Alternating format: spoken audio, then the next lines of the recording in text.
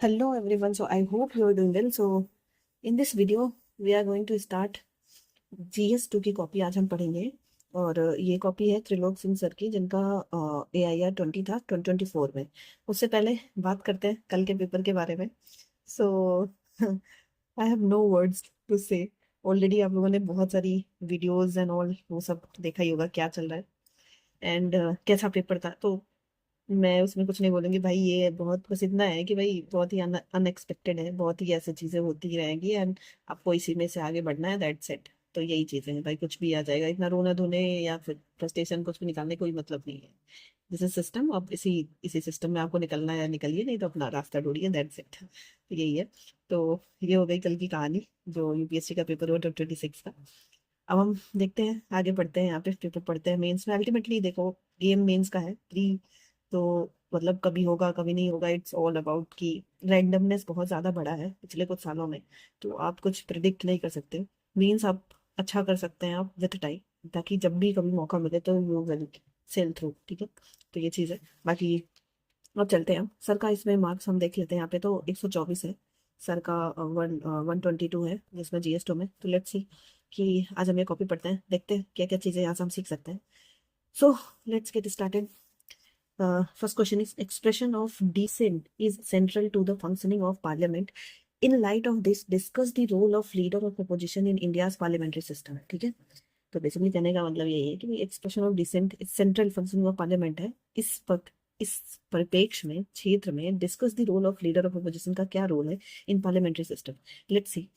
Decent of dissent is the safety wall of democracy. CGI DY Chandrachud ने ये चीज बोली है, ठीक है। उनका कोट इन्होंने लिख दिया कि डिसेंट जो है is the safety wall of the democracy, CGI DY Chandrachud, ठीक है। This highlight the role of dissent in ensuring effective functioning of parliament, ठीक है। तो ये एक बढ़िया सा कोट डाल दिया और यहाँ पे उनका मेंशन कर दिया जज का नाम, फिर इसके बाद ये पे उसका कॉन्टेक्स्ट बता दिया।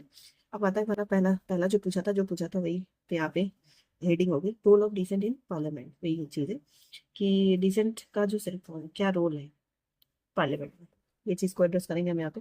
तो ये क्या करता है, हेल्प करता है scrutinize the policies of the government of the day. जैसे एग्जांपल में opposition question to government on LIC issue, ठीक है। फिर bring out the view of electorate to promote inclusive policy. Example, issue of migrant का जो issue है out of in parliament during COVID-19, bring out alternative lam, ठीक है। Like example, private member bill by opposition, ठीक है। तो ये इसका काम है। तो 3 फंक्शन हमने बता दिया।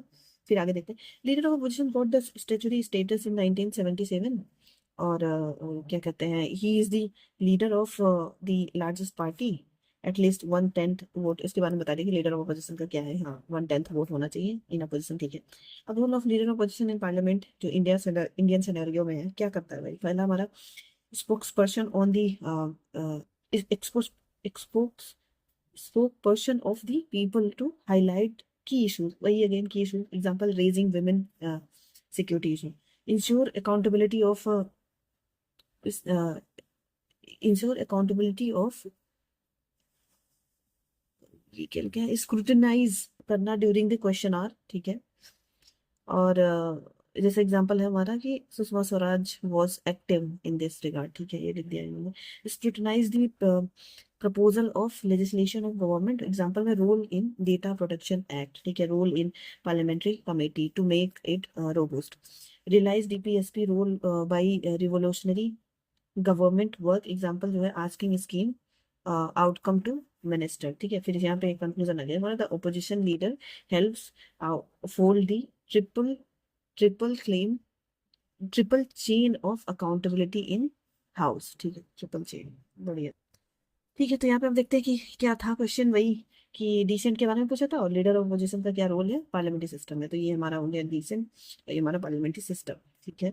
अब नेक्स्ट क्वेश्चन देखते हैं, how can the integration of technology into judicial processes enhance accessibility, capability and efficiency in justice delivery, ठीक है। तो इसमें हम देखते हैं, Supreme Court on its 75th Foundation Day recently talked about integration of technology in judicial process. ठीक है, enhancing accessibility, it helps take the justice and legal services to remote corners. ठीक है, एग्जांपल जैसे tele law, yes, in tele law का जो initiative है helps in this.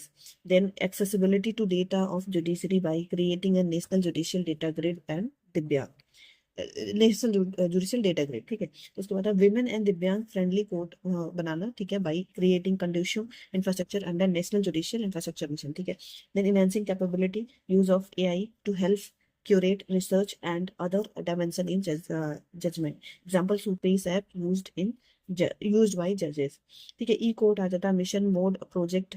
ठीक है, ये इंक्रीज कर देता है जजेस ability to solve more cases. ठीक है, उसके बाद है justice app to give information and reduce pendency. Enhancing efficiency, मतलब इसमें आ जाएगा quick bill resolution through app like faster.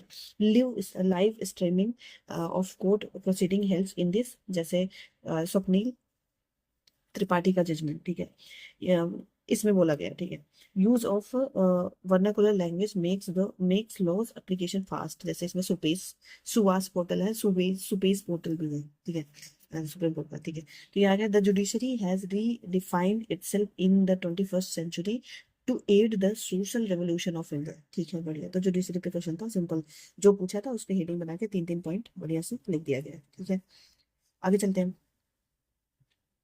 The Supreme Court of India has upheld unique asymmetry in Indian federalism. India का जो federalism है, the Supreme Court of India has upheld unique asymmetry in India's federalism by integrating balancing centralized authority and regional autonomy. Discuss with the help of relevant case laws. ठीक है, let's see. Supreme Court upheld the federalism as a part of basic structure in SR Bommai case. Yes, since then it has balanced the quasi-federal state well. ठीक है, intricately balancing centralized authority and regional autonomy. ठीक है, इसमें आ जाएगा जैसे पहला, upholding the principle of subsidiarity and autonomy in GNCTD versus Union of India 2023 judgment. It uphold the autonomy of Delhi government. ठीक है, then recognizing the need for central authority to maintain unity. Supreme Court upheld the repeal of, yes, Article 370. Reaffirming the separation of power of two units, the Supreme Court struck down cooperative provision of 1977 का जो है 97 का जो amendment act है, as they fall in state domain. Recognizing the role of centralized decision making in crisis, Supreme Court failed democratization order of central government. Regional autonomy in some cases, जैसे restoring the state का right to clarify backward classes led to 104th amendment. In this way, the judiciary has helped achieve the goal of cooperative federalism in India. ठीक है, बढ़िया. तो एक चीज common चीजें जो ऑब्जर्वेशन है किसी भी टॉपर की कॉपी में, वो ये होती है कि वो हर एक सेक्शन में कुछ नया डालने की कोशिश करता है. लाइक जैसे यहाँ पे कंक्लूजन में कि कोऑपरेटिव में कुछ अच्छे keyword, attractive keyword specially intro and conclusion में, ताकि वहां से आप यहाँ पे देखो उसका एक लॉजिक है, क्योंकि एग्जामिनर शुरू करेगा और अंत करेगा, वो अंत को देख के ही नंबर देगा. ठीक है, तो ये चीज कॉमन दिखती है समझ. ठीक है, नेक्स्ट देखते हैं मार्क्स का question. Evaluate the effectiveness of National Commission for Scheduled Caste in safeguarding the interest of scheduled caste in India. तो scheduled caste का जो नेशनल कमीशन है उसके बारे में पूछा है. तो सिंपली यहाँ से स्टार्ट होगा कि यहाँ से उसको हम ऐसे भी स्टार्ट कर सकते हैं, क्योंकि जो आर्टिकल है यहाँ पे 338 से हम बता सकते थे कि वही कैसे NCSC के बारे में बताया गया है. तो एक चीज और है कि जो पॉलिटी GS2 में पॉलिटी एंड कॉन्स्टिट्यूशन के जो भी क्वेश्चन आए उसमें आपको बहुत ज्यादा बॉदर नहीं करने की जरूरत है. मैं स्पेशली इंट्रो में बस आर्टिकल याद रखो कि किससे क्या रिलेटेड है, जस्ट उसी से आप इंट्रोड्यूस कर दो. ठीक है, let's see. National commission for the scheduled caste is a constitutional body formed to afford rights of backward classes Dalit. ठीक है, बढ़िया. तो सर को आर्टिकल नहीं याद होगा, बट आर्टिकल मिल सकता है. लेट्स सी. अब यहाँ पे अच्छा यहाँ पे लिख देंगे स्पेशली बना के, NCSC जो है article 338 gives it power act as civil court की तरह काम करता है. इसमें एक चेयरपर्सन है, एक वाइस चेयरपर्सन, 3 मेंबर, जो भी याद है यहाँ पे एक्स्ट्रा इन्फॉर्मेशन दे दिया. फिर इसके बाद आता है effectiveness of NCSC in safeguarding supreme court right. पहला, it has protected the interest of SCs. It's role led to the enactment of manual scavenging provision, जैसे 2013 में आया था। कंडक्ट करता है ये investigation into the deprivation of SC rights, जैसे killing of Dalit and prevention of SC prevention of SC grooms to ride house in wedding condemn। तो अब यहाँ पे एक चीज समझना है कि जैसे आप एग्जाम्पल ये सब कहाँ अ, कुछ ऐसे जनरिक एग्जाम्पल होते हैं कि कहीं पे भी आप फिर तो आप न्यूज में सुनते रहते हो कि कहाँ पे अच्छा ऐसे चीजें हो गई, या जैसे यहाँ पे SC ST की बात हो रही तो SC में क्या करेगा भाई, जो बैकवर्ड क्लास के दलित वाले लोग हैं उनके बारे में होगा। तो ऐसे जो आप न्यूज सुनते रहते हो उसका ही समझ लो ये एग्जाम्पल है कि कैसे क्या हो गया। ये सब एग्जाम्पल आप GS2 में इवन यूज किया जाता है। जनरली लोग बोलते हैं कि एथिक्स और ऐसे में यूज होता है, बट कहीं पे भी आप यूज कर सकते हो जहाँ पे फिट आए, तो ऐसा कुछ बाउंड्री नहीं रखनी है, ठीक है। Advises the government and local bodies in policy making, ठीक है। PM AJAY is scheme as a result of this, देखो स्कीम आ गई है, ठीक है। देन रिकमेंड करता है action against violating official and authorities, ठीक है। It has been lagging in some aspect, जैसे इसमें sorry it has been lag करता है कि यहाँ पे पूछा ही था ना कि देखो देखो डिमांड कैसे समझना है हमें, कि ये बोल रहा है इफेक्टिवनेस है ना। इफेक्टिवनेस का मतलब है कि भाई आप ये तो बताओ कि क्या क्या अचीव हुआ है, बट उसके साथ साथ ये भी बताओ कि अभी भी क्या क्या जरूरत है। मतलब बेसिकली वो चैलेंजेस एस्पेक्ट भी बताओ, फिर आप सोल्यूशन बता देंगे, ठीक है। तो उसी के लिए बारे में बताइए, पहले ही हमने बता दिया इफेक्टिवनेस, फिर इसमें थोड़ा सा ही हमने 2-3 पॉइंट यहाँ पे ये भी लिखा गया कि लैगिंग कैसे कर रहा है, ठीक है। पहला हमारा यही इरेगुलर रिपोर्ट सबमिशन होता है, ठीक है, अफेक्ट करता है इफेक्टिव डिसीजन इन पार्लियामेंट, ठीक है। फिर इसके बाद toothlessness tyre as can't take any disciplinary action, ठीक है। एंड knee jerk approach है rather than proactive as it acts on media report, ठीक है। failure to protect as, जैसे इसमें 13% क्राइम राइज अगेंस्ट SCs के खिलाफ NCRB का डेटा है, ठीक है। 97% जो है मैनुअल एक्सपेंजिंग अभी भी यहाँ पे SCs के द्वारा होता है। तो ये हमने बता दिया, अब यहाँ पे थोड़ा सा बता देंगे कि या क्या हम कर सकते हैं further. NCSC need to revive yes its role as defender and guarantor of supreme court नहीं, the defender and guarantor of SC's scheduled caste right to realize प्रबुद्ध, ओहो कीवर्ड देखो, प्रबुद्ध भारत, समर्थ भारत, ठीक है, विकसित भारत, ये सब हम लिखते ही लिखते हैं, बट यहाँ पे क्या है? प्रबुद्ध भारत, बढ़िया। तो ये चीज, ये कीवर्ड भी बढ़िया। नेक्स्ट देखते हैं आगे। Question number 5, executive accountability to yes executive accountability to the legislature through parliamentary committee has been the hallmark of the Indian political system, comment करना है हमें, ठीक है। तो यहाँ पे आता है as Woodrow Wilson has said, Congress in session in Congress on exhibition, ठीक है। तो Congress in committee in Congress at is Congress at work, committee plays a crucial role in accountability. तो अच्छा बढ़िया से कोट लिखा गया है कि भाई इन्होंने बोला कि वुडरो विल्सन की भाई Congress in session is Congress on exhibition, Congress in committee is Congress at work. तो बेसिकली ये कमेटी को फोकस करा गया है। Then committee plays a crucial role in yes accountability, ये लिख दिया गया। इंटरव्यू हो गया हमारा, बढ़िया। अब लेट्स आगे देखते हैं कि पार्लियामेंट्री कमेटीज क्या करते हैं, उसके बारे में थोड़ा सा लिख दिया कि मैं भी mentioned in the constitution.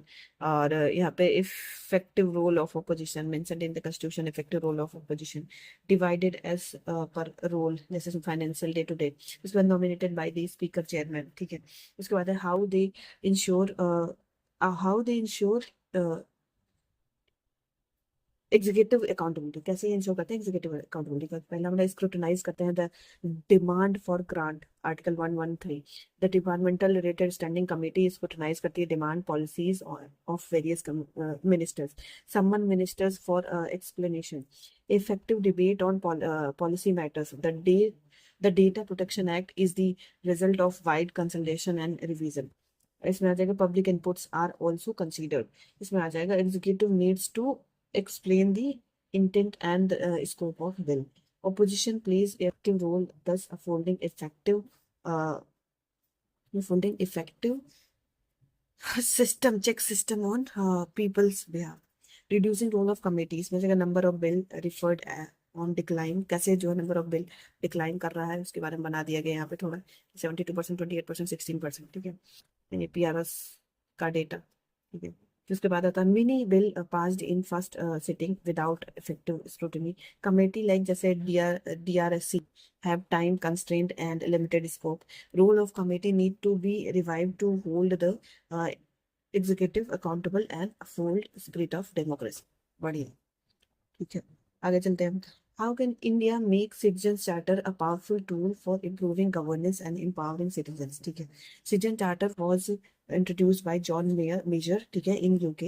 Since then, it has become a transformatory tool to enable good governance. ठीक है, बढ़िया। अब सिटीजन चार्टर मैंने थोड़ा सा बता दिया कि ये lays out vision and mission of organization, timeline of service, grievance redressal, involve better stakeholder realization of Article 19, also set out a benchmark of services, ठीक है, then powerful tool for improving governance and empowering citizens। इसमें अगर the Sevottam model has citizen charter as one of the three pillars. India should promote its inclusions in all government agencies, institutionalization of citizen charter by department, use vernacular languages, ठीक है, for citizen ease, involve stakeholders like the citizens and civil society in its drafting, follow the DARPG guideline in drafting the right citizen charter, ठीक है, use of technology and regular updation is necessary as governance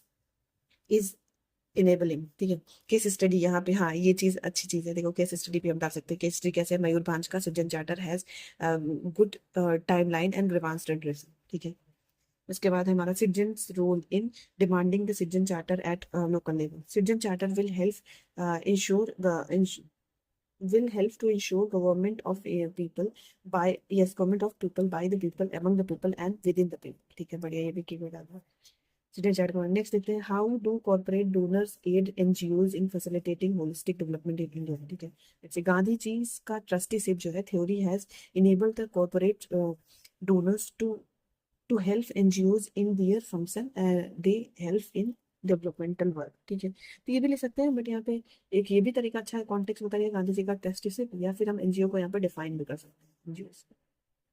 ठीक है, then उसके बाद है how corporate donors aid NGOs in doing holistic donating. कैसे fulfilling the yes yes yes CSR corporate social responsibility under section 135 of the companies act 2013। Example आ जाएगा जैसे Tata memorial hospital and NGOs for rural education, individual donor from private sector set up NGOs, OSET initiative by US based Indian IT professional, one school at a time.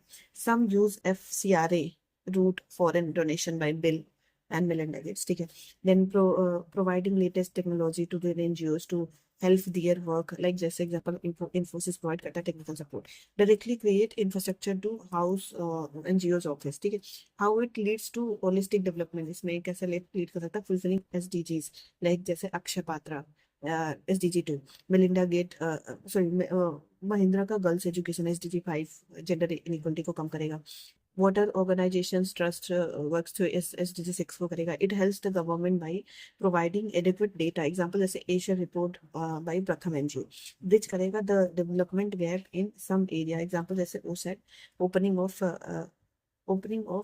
Remoting opening of मतलब remoting area में जो government schools. ठीक है, then उसके बाद crowd funding हम कर सकते हैं in areas where government can't enter, जैसे Ketto India does for rare diseases.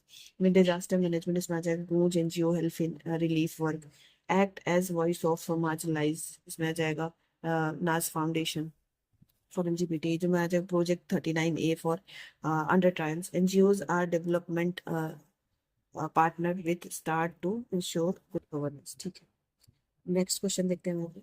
Despite its merit, should the POCSO Act be revisited to correct the existing inadequacies? Let's see. POCSO जो act है protection of children from yes sexual offence act 2013 है, has helped कर्ब the child sexual abuse and achieve justice. इसमें आ जाएगा merit में आ जाएगा conviction rate 38% इन appreciable, gender neutral laws है, hence protect both male and female, has led to awareness and increased reporting for child sexual abuse, clear provisions and punishment, regarding violation, इसमें आ जाएगा penetrative assault section 5 harassment has acted as a deterrent for child abuse. ठीक है, ये हो गया हमारा मेल। Still it has some scrutinize inadequacies। कैसे? existing inadequacies। Retired IPS officer RK Vij highlight करते हैं, क्या हाईलाइट करते हैं? Let's see. Consensual sex cases also getting criminalize, जैसे इसमें एज एज इन 18 है वो भी क्रिमिनलाइज हो रहे हैं। Provision of investigation by women SI officer but they are only 10%. 2 month time to fill charge sheet lead to errors and flaws leading to freeing of accused. Fast track court are not functioning at peak.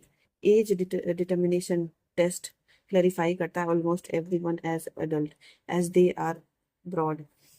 This need some tweaks। कैसे? reducing age to 16 as NFSS सर्वे बोलता है, highlight करता है 39% women have sex before 18.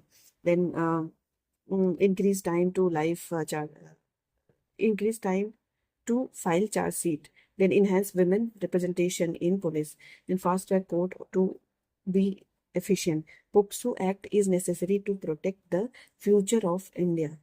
बड़े next आ जाते हैं हम यहाँ पे।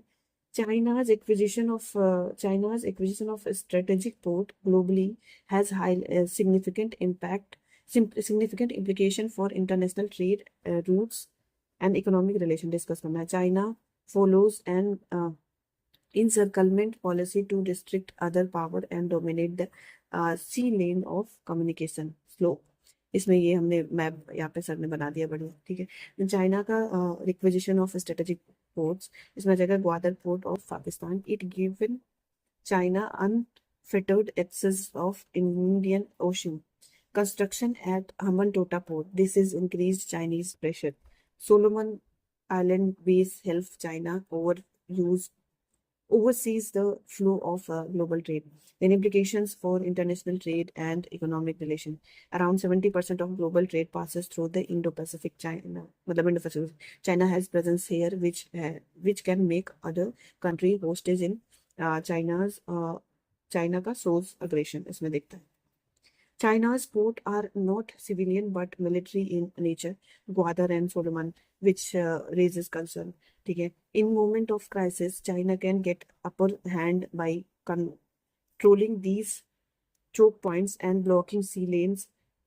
This can hamper global trade। ठीक है, way ahead क्या हो सकता है हमारा? securing of maritime space by inclusive initiative like IONS, promote Sagar policy, इसमें scrutiny and growth of all security and growth of all Sagar, restrict Chinese military vessels as they are not allowed free movement, global collaboration to ensure China kept in check। ठीक है, India का vision of net security provider is crucial in this aspect। बढ़िया। ठीक है, last question आज का करते हैं, फिर नेक्स्ट पार्ट में इसको खत्म करेंगे। What are the main function of world intellectual property organization? How will its recent treaty on intellectual property genetic resources and associated traditional knowledge benefit India? कैसे बेनिफिट करेगा? विपो is an organization which oversee the IPR treaties and its application. It is one of the specialized agency of UN। ठीक है, Italy headquarter है। ठीक है, अब बता मेन फंक्शन क्या? To oversee the fair enforcement of treaties like जैसे IPR। इसमें ऐसे का बर्न कन्वेंशन भी है, रोम कन्वेंशन है। Protect the traditional knowledge from yes exploitation, also enforce penalties and directive on violation। Recently a WIPO treaty was signed to protect the traditional knowledge of developing countries from exploitation। Benefit to India: preserve traditional tribal knowledge from biopiracy effort of the West।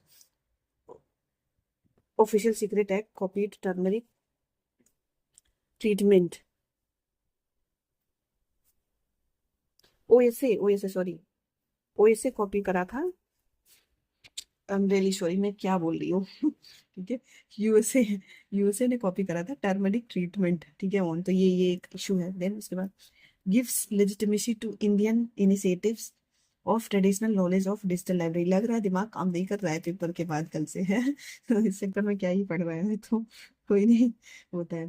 ठीक है, TKDL then helps tribal get benefits and momentary support for innovation. Thus the Wipro treaty helps in upholding the rich and ancient knowledge of India. ठीक है, तो आज हम यहीं तक रखते हैं। नेक्स्ट में हम जो ये लॉन्ग क्वेश्चन है फिर हम वो पढ़ेंगे।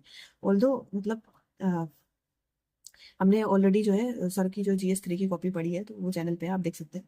बाकी नेक्स्ट में हम आगे का पढ़ेंगे और समझेंगे और चीज़ें कि कैसे लिखते हैं। बेसिकली पढ़ने से क्या होता है ना कि ऐसे कॉन्फिडेंस डेवलप होता है कि अच्छा सर टॉपर्स ऐसे लिख रहा है तो हम भी ऐसे लिख सकते हैं। That's it. ठीक है, और चीज़ें तो नॉलेज एंड ऑल वो चीज़ तो है, प्रेजेंटेशन पे काफ़ी बार बात कराने, नेक्स्ट पार्ट में अच्छे से बात करेंगे। ठीक है, ठीक है guys, thank you so much, see you next time, thank you.